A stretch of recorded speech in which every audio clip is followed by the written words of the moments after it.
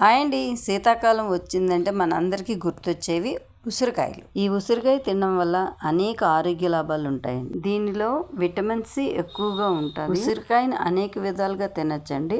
మనం ఈరోజు ఉసిరికాయ పచ్చడి పెట్టుకుందాం రండి. దీనికి ముందుగా 3 కేజీలు ఉసిరికాయలు తీసుకుని కడిగి శుభ్రం చేసి పక్కన పెట్టుకోవాలి. ఆ ఉసిరికాయలు ఆరిన తర్వాత వాటిని వేరుశనగ నూనెలోని డీప్ ఫ్రై చేసుకోవాలి. డీప్ ఫ్రై చేసుకున్న ఉసిరికాయల్ని మనం పక్కన పెట్టుకోవాలి. 3 కేజీల ఉసిరికాయలకి 1/2 కేజీ చింతపండుని ఉడకబెట్టుకోవాలి. ఉడికించిన చింతపండు పక్కన పెట్టుకొని కొన్ని ఆవాలు, కొన్ని మెంతులు వేపుకొని పక్కన పెట్టాలి. ఆవాలు మరియు మెంతులు మిక్సీ చేసుకోవాలి.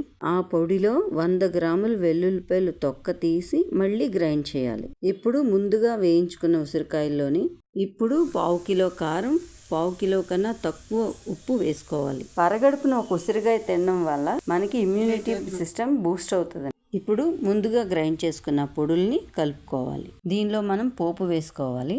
దీనిలో పోపు సామాన్లన్నీ వేసుకొని దీనిలో ఎండుమిరపకాయలు, వెల్లుల్లిపాయలు వేసి బాగా వేగిన తర్వాత కరివేపాకు వేసుకోవాలి.